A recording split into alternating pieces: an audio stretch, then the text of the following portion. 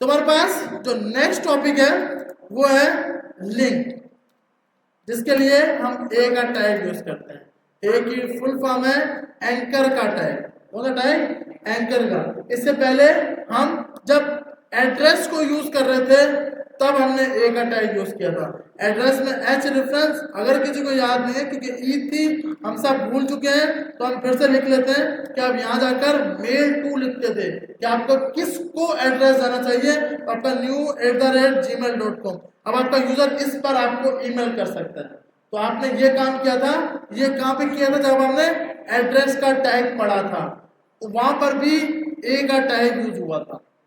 ए का tag anchor tag क्यों use होता है? लिंक बिटवीन पेजेस, एक पेज से दूसरे पेज पर जाने के लिए हम ए का टैग यूज करते हैं। लिंकिंग होती है कि भाई होम में अबाउट के पेज पे कैसे जाएगा, अबाउट से कॉन्टैक्ट पर और फिर से कॉन्टैक्ट से होम पर कैसे जाएगा। इसके लिए हम बनाते हैं नैप बार। अक्सर आपने वेबसाइट्स में देखा होगा नैप बार। जैसे अभी हमने थोड़ी देर पहले यहाँ पर देखा था, जो हमने वेबसाइट ओपन की थी उसके अंदर हमने ये सिंपल बताया हुआ है कि भाई जब इस बटन पे क्लिक हो तो आपने इधर जाना है, जब इस बटन पे क्लिक हो तो ये मल्टीपल ऊपर से राउट्स चेंज होते हैं, ये आपके पास राउट्स चेंज होते हैं। हमने एक चीज देखी थी कि जो वेबसाइट रेक के अंदर बनी होगी या एडमिन डैशबोर्ड, पेज रिफ्रेश नहीं होगा। तो ये क्योंकि रेक के ऊपर बना हुआ है तो यहाँ पर पेज रिफ्रेश नहीं हो रहा। अगर आप यहाँ पे जाते हो ना, ये देख रहे हो, ये पेज कभी रिफ्रेश नहीं होगा क्योंकि ये रेक के ऊपर बना हुआ। रेक को यूज करने का वजह ही है SP application, single page application. तो आप बोलोगे भाई सिंगल पेज है तो एक पेज से दूसरे पेज पे कैसे जा रहा है? रेक के अंदर कंपोनेंट चेंजिंग होती है। अभी रेक को साइड पे रखो, एचटीएमएल के अंदर पेज चेंज होता है। जब हम एचटीएमएल से चेंज करेंगे तो पेज लाजमी रिफ्रेश होगा। पेज लाजमी क्या होगा? रिफ्रेश होगा। तो लिंक के लिए हम कौन सा टैग यूज करते हैं? ए का। ए की फुल फॉर्म है एंकर का टैग, जो कि लिंक बिटवीन पेजेस। आपके पास इसके अंदर सबसे मेन एट्रीब्यूट आता है जिसका नाम होता है एच रेफरेंस, जिसकी फुल फॉर्म है हाइपर रेफरेंस। क्या आपका एचटीटीपी या आपके लिंक जो भी आपने यहाँ पे देनी है वो आप पास करते हो। तो सबसे मेन एट्रीब्यूट है ए का टैग का। इसको हम किस तरह बनाते हैं? जैसे मिसाल के तौर पर भाई हमने बोला आज की क्लास में हमने 4 फाइलें बनाई हैं, 1 2 3 और ये 4। हम चाहते हैं हम इस लास्ट पेज के अंदर इन चारों को देखना चाहते हैं कि मैं बटन 1 पे क्लिक करूं फर्स्ट फाइल खुल जाए, बटन 2 पे क्लिक करूं सेकंड फाइल खुल जाए, नंबर 3 पे क्लिक करूं थर्ड फाइल खुल जाए, नंबर 4 पे क्लिक करूं तो 4 फाइल खुल जाए। तो आप यहाँ पर आए, आपने बोला भाई सबसे ऊपर आकर या एक नया पेज बना लेते हैं ताकि ये अलग से हो, link.html। जहां से आपको लगे ना स्पीड, वैसे अभी हम स्पीड में है नहीं, लेकिन फिर भी अगर आपको लगता है कि हम स्पीड में तो आप पूछिएगा, कोई भी चीज मुश्किल हो तो पूछ सकते हैं। हमने क्योंकि देखिए जो चीज आपने कर ली है उसको आपने बार बार ट्राई करना है। अभी हमने OL UL किया है, OL से लिस्ट बनाएंगे, किससे बनानी है? OL से, ताकि नए टॉपिक के साथ पिछला टॉपिक रिपीट होता रहे, ताकि आपके पास आपको कभी वो चीज लगे ना कि यार हम कुछ मुश्किल पढ़ रहे हैं और आपको इंटरेस्ट ज्यादा हो। तो हमने बोला भाई पेज फर्स्ट, इसको हमने कॉपी कर लिया। तो हमने बोला भाई 4 पेज हैं, आप चारों पेज इस पे लेकर जाना। तो हमने यहाँ पर दे दिया OL ऑर्डर लिस्ट। तो आप यहाँ पर आए, आपने यहाँ पर आकर इसको रन किया। हमें पता है रन करने के लिए ये ऑप्शन आता है, यहाँ पर गए गो लाइव पे क्लिक किया तो हमारे पास ये ब्राउजर पर ओपन कर देगा। लेकिन अभी तो क्लिक ही नहीं हो रहा, क्योंकि ए का टैग नहीं दिया हुआ। अब हम बोलते हैं जब मैं पेज 1 पर क्लिक करूं तो सबसे पहले वाला आ जाए। तो इसके लिए आपके पास 2 टाइप की लिंकिंग होती है। कितने टाइप की? 2 टाइप की लिंकिंग होती है, एक एक्सटर्नल एक इंटरनल। हम अभी इंटरनल लगाएंगे। एक्सटर्नल वो वेबसाइट जो होस्ट हो चुकी है, जो अब मुझे अगर अपनी वेबसाइट से YouTube के पेज पे लेके जाना है तो YouTube किसी और की प्रॉपर्टी है, वो होस्ट हुआ हुआ है, तो उसके लिए जो लिंक बनाएंगे उस लिंक को हम क्या बोलेंगे? एक्सटर्नल। हमारे फोल्डर के अंदर से नहीं आ रही। जो फाइल आपके फोल्डर के अंदर से आ रही हो, जो फाइल आपके पास इनसाइड द फोल्डर आ रही हो, वो आपके पास होती है एक्सटर्नल लिंक, और एक होती है एक्सटर्नल, वो जो आपके पास इंटरनेट पर होस्ट हो चुकी है। उसके बाद इसके अंदर दो मेन वर्ड यूज होते हैं, जिसको इंटरनल को बोलते हैं रिलेटिव यूआरएल। क्या बोलते हैं? Relative URL. ये होता है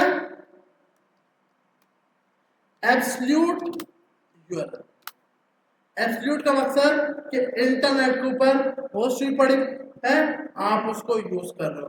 रिलेटिव का मकसद कि आप, सर स्क्रॉलिंग हो गई? हाँ, अच्छा फिर सही। मैंने कहा पता क्या किसी का मैसेज आ गया, उसने बोला स्क्रॉलिंग स्टार्ट कर दो। अच्छा, रिलेटिव यूआरएल, रिलेटिव का मकसद कि फोल्डर के अंदर ही फाइल होगी। अब आप यहाँ पर आए, यहाँ पर आकर आपने सबसे पहले मिसाल के तौर पे मैंने बोला यार पेज 1 पे ना मुझे फाइल 1 कॉल करानी है, तो मैं एल के अंदर आकर एक टैग बनाऊंगा, ए का टैग। तो टैग बनाऊंगा ए का टैग। उसके बाद यहाँ पर आके एच रेफरेंस, जिसकी फुल फॉर्म क्या है भाई? Hyper reference. क्या आप अपना हाइपर रेफरेंस का पाथ दो। इसके अंदर आपने बोला फाइल का नाम है index.html, index.html।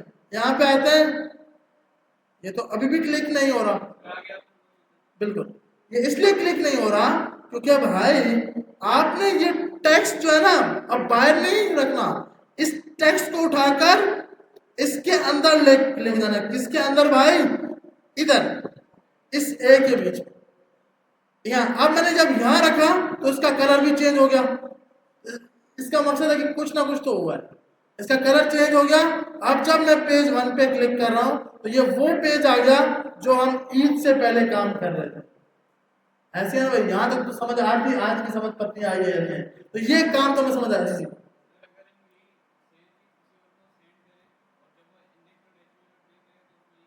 हाँ, उस क्योंकि अभी तक आप यूज कर रहे हो रिलेटिव यूआरएल, जब तक उस बंदे के पास वो फोल्डर नहीं होगा तब तक एक्सेस नहीं कर सकते। उसको फिर आप इंटरनेट पे होस्ट कराओगे या फिर पूरे का पूरा फोल्डर दोगे, पूरा उसको फोल्डर दोगे कि भाई आप ये फोल्डर ओपन करो और उसमें इंडेक्स से स्टार्ट करना। नहीं तो इंटरनेट पर आप होस्टिंग कराओगे, फिर होस्टिंग की लिंक उसको दो, तो वो जो होस्टिंग की लिंक होगी वो होगा एब्सोल्यूट यूआरएल। एब्सोल्यूट यूआरएल वो यूआरएल जो इंटरनेट पे होस्ट हो चुका होता है, उसको आप किसी फोल्डर की जरूरत नहीं है। अब वो चाहे वो किसी भी मुल्क में बैठकर आपकी वेबसाइट को इजीली यूज कर सकता है। रिलेटिव यूआरएल को एक्सेस करने के लिए लाजमी मुझे कंप्लीट फोल्डर चाहिए, जिस फोल्डर में मैंने वो डेटा रखना है या यूज करना है। इसके साथ साथ दो आते हैं, एब्सोल्यूट पाथ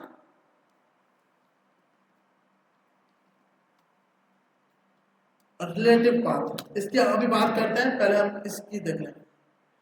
अच्छा, अब मैंने ये जो यूज किया ये कौन सा था? Relative URL. रिलेटिव क्या मतलब? देखो नाम से आपको समझ आ रहा है कि फोल्डर के साथ रिलेटिव है, रिलेटिव यूआरएल है। यूआरएल की फुल फॉर्म होती है यूनिवर्सल रिसोर्स लोकेटर, कि आपकी फाइल कहां पर लोकेट कर रही है। तो यूनिवर्सल रिसोर्स लोकेटर आपको ये बता रहा है ये रिलेटिव पाथ है, आप इसको अपने फाइल के अंदर यूज करो, आप फाइल के अंदर यूज ढूंढो। तो इसने क्या किया, जैसे ही मैं इस पर क्लिक करता हूं ये इंटरनेट पे नहीं जाएगा, ये आपके फोल्डर में जाकर उस फाइल को ढूंढेगा। अगर उसको फाइल मिल गई तो ठीक है। अब जैसे हमने बोला भाई न्यू टेस्ट, आपने ये दे दिया। अब ये यहां पर गया, अब क्योंकि इसको फाइल मिली नहीं, उसने दिखा दिया कैन नॉट गेट, कि मैं इसको गेट नहीं कर सकता क्योंकि ये सर्वर था, सर्वर क्रैश नहीं हुआ। लेकिन अगर मैं इसी फाइल को डायरेक्ट ओपन करूंगा। जैसे मिसाल के तौर डायरेक्ट का मकसद, मैं यहाँ पर गया, यहाँ जाके अब मैंने इस फाइल को ओपन किया। अब ये मैं डायरेक्ट फाइल को ओपन कर रहा हूँ, और जब मैंने अब पेज 1 पे क्लिक किया तो ये यूं करके दिखाएगा। फर्क है, सर्वर उसको फटने नहीं देता। ये आपकी वेबसाइट फट चुकी है, फॉर नॉट फाउंड। इसको बचाना पड़ता है। या आप किस तरह बचाते हो, आप 404 नोट फाउंड का एरर दिखाते हो। अक्सर आपने देखा होगा,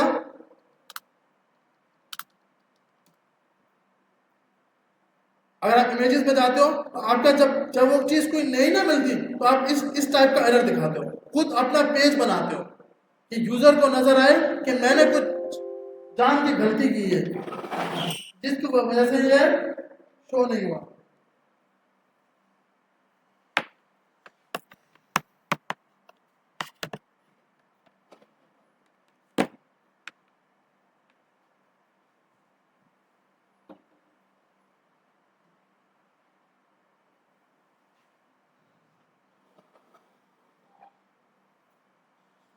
तो आप फिर इस टाइप के अपनी वेबसाइट में ये पेजेस शो करा देते हो, 404 पेज नोट फाउंड, ताकि यूजर को लगे ना। इससे क्या है, यूजर को साफ पता लग रहा है कि भाई कोई मसला हो गया इसकी वेबसाइट, और वो खुश होगा। हम फेसबुक पे कोई गलती देखते हैं, दोस्तों के साथ शेयर करता हूँ, बोलते हैं भाई ये देख फेसबुक का सर्वर क्रैश हो गया। तो आपकी वेबसाइट को भी कोई भी क्रैश करना चाहेगा, उससे बचने के लिए आप मल्टीपल तरीके अप्लाई करते हो। तो इसके लिए सिंपल, जब आप सर्वर आपको फटने नहीं देगा।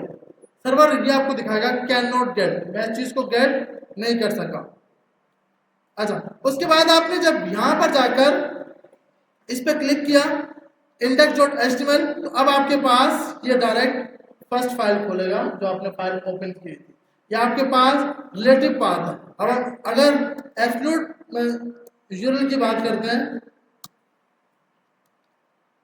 आपने बोला ओपन यूट्यूब लिंक,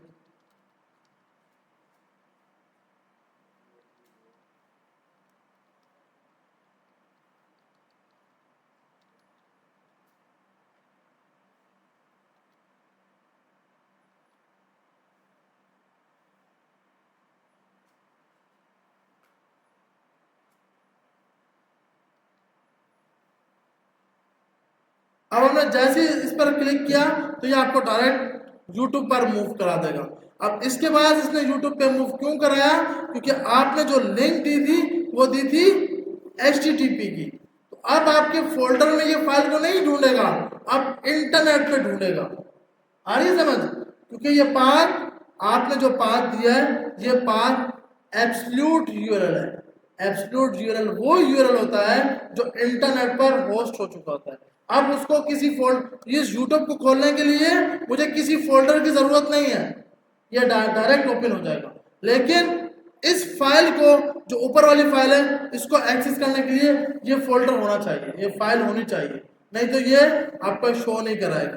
तो भाई दो टाइप के यूआरएल हैं, एक एब्सोल्यूट, दूसरा रिलेटिव। एब्सोल्यूट यूआरएल वो जो आप एक्सटर्नल हो, जो आपने किसी वेबसाइट पे क्या किया हो, होस्ट किया हो। रिलेटिव यूआरएल जो कि आपका इंटरनल चल रहा हो, आपके फोल्डर के अंदर से आ रहा। सही है भाई, यहां तक सबको समझ आ गई।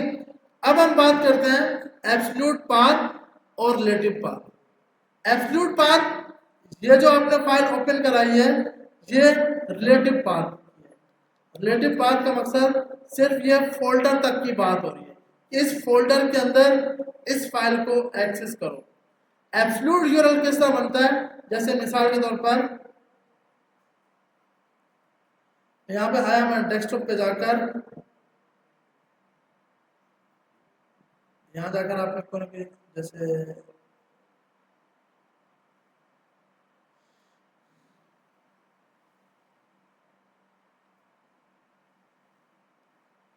या इसमें से हम एक फाइल उठाते हैं, ये वाला, और इसको उठा के डेस्कटॉप पे लेके आकर, अब हम बोलते हैं कि हमें इस फाइल को शो करवाना। अब ये तो सिंपल कहां पे पड़ी हुई है, डेस्कटॉप के ऊपर। ये फाइल कहां पे पड़ी हुई है, डेस्कटॉप के ऊपर पड़ी है। इसका पाथ तो हमें नहीं पता। तो जब ये पाथ होगा, उस पाथ को आप बोलोगे एब्सोल्यूट पाथ। एब्सोल्यूट पाथ निकालते किस तरह, आप यहाँ पे होगा रन, ये मोबाइल में आपको ऑप्शन नहीं आएगा, ये सिर्फ कंप्यूटर में आएगा। आपने इस फाइल को उठाया, कॉपी उठाकर इसको दिया, ये आपके पास एक पाथ बना देगा। पहले आपने सबको खाली किया, इसको उठा के दिया, तो आपका ये पूरा इसका एब्सोल्यूट पाथ आ गया। अब जो मैं ये पाथ लिखूंगा, ये आपके पास एब्सोल्यूट पाथ है। अब इस फाइल को एक्सेस करना सिर्फ और सिर्फ इसी सिस्टम में एक्सेस हो सकता है, बाकी किसी भी सिस्टम में एक्सेस नहीं हो सकता। क्यों? कि दूसरे बंदे का नाम ये नाम नहीं होता, उसका फोल्डर डेस्कटॉप का नाम कुछ और हो, उसके यूजर का नाम कुछ और हो। तो ये फाइल सिर्फ और सिर्फ जिस सिस्टम में बनाई गई थी वो सिस्टम एक्सेस कर सकता है। तो आपने कभी भी एब्सोल्यूट पाथ नहीं लगाना। अक्सर इंटरव्यूअर पूछता है एब्सोल्यूट पाथ और रिलेटिव पाथ में क्या फर्क है। एब्सोल्यूट पाथ पूरा सिस्टम का पाथ, कि आपका सिस्टम कौन सा है, आपका यूजर कौन सा है और किस यूजर ने कहां पर यह फाइल पड़ी है, उस पाथ को बोलते हैं एब्सोल्यूट पाथ। उस पाथ को क्या बोलते हैं? एब्सोल्यूट। स्टार्ट फ्रॉम डायरेक्टरी, ये है विथ इन करंट डायरेक्टरी, कि आपकी करंट डायरेक्टरी के अंदर ही कहीं ना कहीं ये फाइल पड़ी होगी, उस पाथ को बोलते हैं। देखिए ये लफ्ज फर्क क्या है, यूआरएल अलग है, पाथ अलग है। सबको ये दोनों समझ आ गए? एब्सोल्यूट यूआरएल और relative URL. Absolute URL internet पर होस्ट होगा और यूज होगा। रिलेटिव यूआरएल जो आपके फोल्डर के अंदर होगा वो रिलेटिव पाथ है और रिलेटिव यूआरएल है। अब एब्सोल्यूट पाथ क्या है? आपकी डायरेक्टरी जो करंट यूजर है उसकी डायरेक्टरी से लेकर यहां तक ये फाइल क्या है। अगर मैं यहां जाकर रन पे क्लिक करता हूं और ये जो फाइल हमने यहां बनाई हुई है, जैसे हमने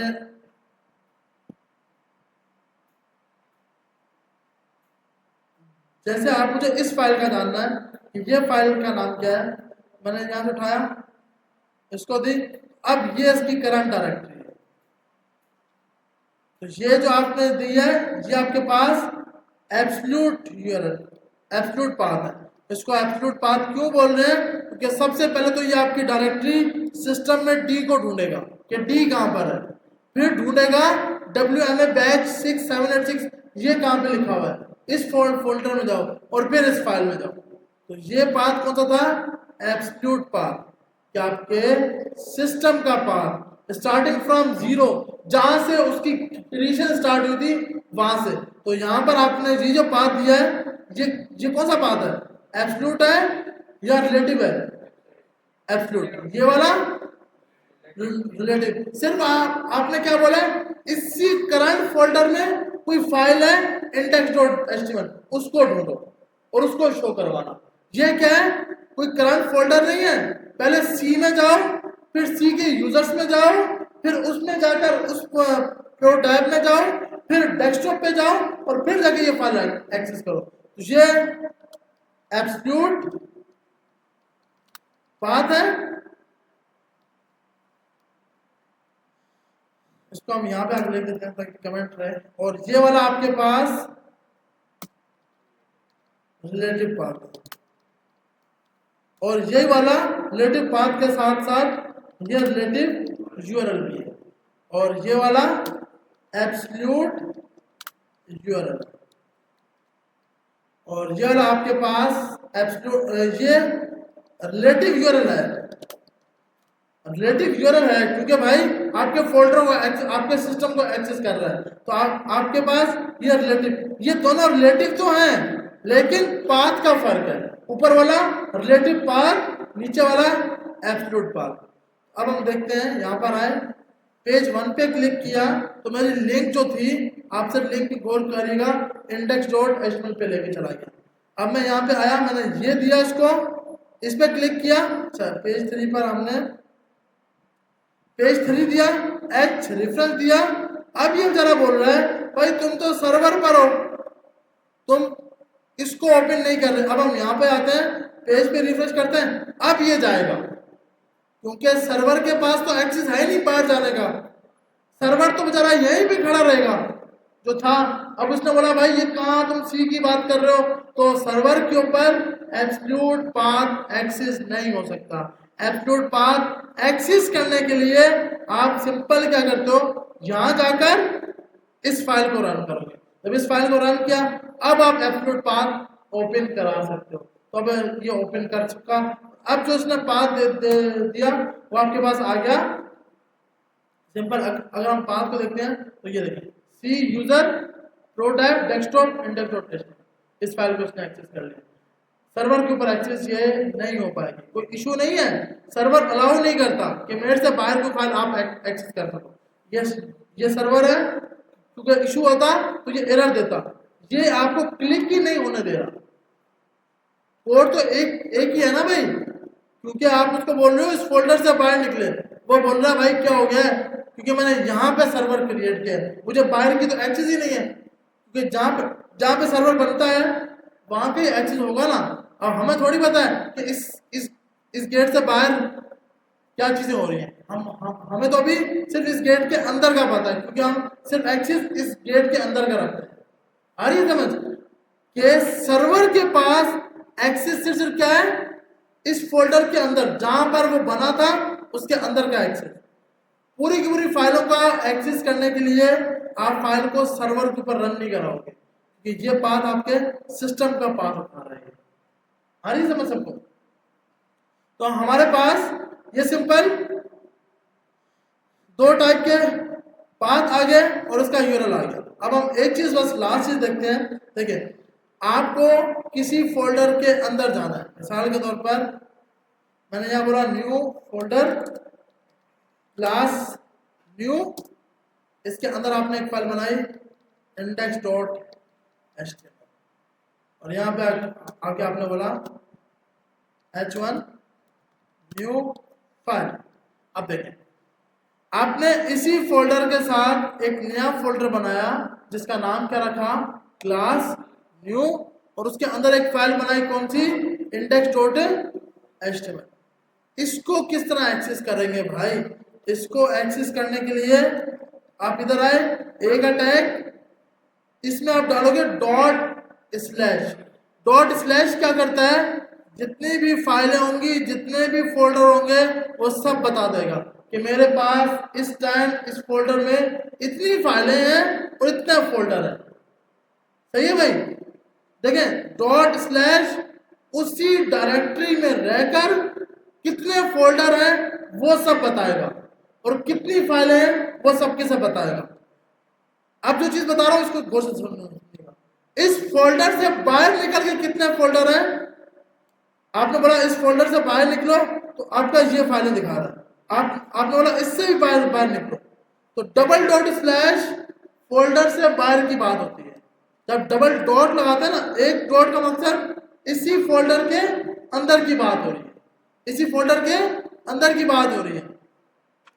अगर मैं यहाँ जाऊं और यहाँ जाके एक चीज आपको ट्राई करूँ, देखें इसके पास क्लास न्यू के फोल्डर में यहाँ पे जाते हैं, और ये देखें क्लास न्यू के फोल्डर में कितनी फाइलें हैं, सिर्फ एक फाइल पड़ी है। अगर मैं यहाँ पे आकर डॉट स्लैश लगाऊंगा तो उसको कितनी फाइलें मिलेंगी, एक फाइल मिलेगी। क्यों? कि इस फोल्डर में सिर्फ और सिर्फ एक फाइल है। मुझे ये देखना है कि इससे पिछले फोल्डर में कितनी फाइलें थी, तो डबल डॉट स्लैश। आप कोई बोला सर इससे भी पिछले में, तो ये नहीं है, क्या डॉट स्लैश है या double dot slash. Dot slash उस फोल्डर के अंदर कितनी फाइलें हैं, डबल डॉट स्लैश उस फोल्डर को से बाहर निकल के कितनी फाइलें हैं। आ रही समझ कि डॉट स्लैश आधे लोगों के ऊपर से ये चीज जा रही है, क्योंकि स्पेशल बता रहे हैं कि ये ऊपर से जा रहा है। डॉट स्लैश का मकसद ये है कि उस फोल्डर के अंदर जितनी फाइलें होंगी, जितने फोल्डर होंगे वो सब बताएगा। Double dot slash back one step, एक स्टेप पीछे आ जाएगा, एक स्टेप क्या आ जाएगा, पीछे आ जाएगा। अब अगर मुझे ये देखना है कि इस फोल्डर से मुझे बाहर निकालना है, तो मैं डॉट स्लैश निकालूंगा या डबल डॉट स्लैश निकालूंगा। मुझे न्यू क्लास से बाहर निकलना है, तो बाहर निकलने के लिए डबल डॉट स्लैश। अब मुझे इससे भी बाहर जाना है, डबल डॉट स्लैश। अब इससे भी बाहर जाना है, डबल डॉट स्लैश। इससे भी बाहर जाना है, डबल डॉट स्लैश। तो जितना पीछे जाना है, double dot slash. Dot slash, देखिए फर्क सिर्फ आपको ये समझना है, डॉट स्लैश और डबल डॉट स्लैश में क्या फर्क है। डॉट स्लैश जिस फोल्डर में खड़े हो उसमें कितनी फाइलें हैं, कितने फोल्डर हैं वो बताएगा। डॉट स्लैश फोल्डर से बाहर निकलकर कितनी फाइलें हैं वो बताएगा। आ रही है समझ या नहीं आ रही? इसको हम अगर नहीं आ रही तो नेक्स्ट क्लास में इसको फिर से रिपीट कर लेंगे। अभी हमें क्या पता होना चाहिए, हमें ये चार चीजें लाजमी जो हमने अभी सीखी है ये पता होनी चाहिए। और उसके बाद हमें जो असाइनमेंट करनी है, हमें असाइनमेंट के अंदर गूगल की लिंक ओपन करानी है। उसके बाद हमें यूट्यूब की लिंक ओपन करानी है, मतलब टेक्स्ट पे लिखा होगा ओपन गूगल, ओपन यूट्यूब और open class 1, open class, open after class. जो आज का काम किया वो फाइल को ओपन करा, एक नई फाइल बनाकर उसके अंदर हमें ये चार लिंक्स लगानी है। सबसे पहला बटन होगा ओपन गूगल, सेकंड होगा, अच्छा गूगल के लिए कोई बड़ी पंचायत नहीं, सिंपल ये लगाओगे तो सिंपल ओपन हो जाएगा, बस HTTP नाम ना भी लगाओ तो भी, क्योंकि ये डोमेन को एक्सेस कर लेगा। इस तरह यहाँ पर भी www.youtube.com। इसमें क्या होगा कि आपको फोल्डर फाइल बतानी पड़ेगी किस फाइल पे मूव करें, और एक जो आज का काम क्या होगा वो फाइल ओपन करा। ये असाइनमेंट है, ये आपको करना है लास्ट। जी देखें, अगर हम ये बात करते हैं भाई होगा कैसे सर, हमें तो समझ ही नहीं आया। देखें सबसे पहले ओपन गूगल वाले में मतलब आपने OL या UL के अंदर रखा, उसके बाद आपने मल्टीपल LI बना लिए। LI के अंदर सबसे पहले A का टैग, H रेफरेंस, यहाँ पर आ जाएगा www.google.com और यहाँ पे लिख दोगे ओपन गूगल, बस काम खत्म। A का टैग क्लोज हुआ, LI का टैग क्लोज हो गया। उसके बाद नया LI का बनाया, A के टैग में यहाँ पे YouTube की लिंक दी, ओपन YouTube लिंक और LI क्लोज कर दिया। सही है भाई। उसके बाद LI का टैग आप अपने फोल्डर में दो फाइलें बना लोगे, एक का नाम रखोगे क्लास 1, एक का नाम रखोगे आफ्टर ईद। मिसाल के तौर पे अब मैं चाहता हूं यहाँ पे आफ्टर ईद वाली ओपन हो, आफ्टर ईद .html।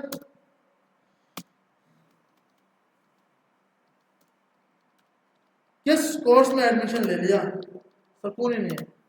अच्छा तो अब आपके पास क्या है कि यहाँ जाकर आपने इस लिंक को हटाकर सिंपल मुझे आफ्टर ईद वाली ओपन करानी है, ./ लगाऊंगा, ये बताएगा भाई मेरे पास ये फाइल है, सिंपल ये ओपन करनी है। और इसके आगे जो टेक्स्ट लिखना है वो लिखना है ओपन आफ्टर ईद क्लास, और एक के आगे लिख देना है ओपन क्लास। सही है भाई, ये हो जाएगा सेट है भाई। बाकी मैं कोड और वीडियो लाजमी शेयर कर दूंगा।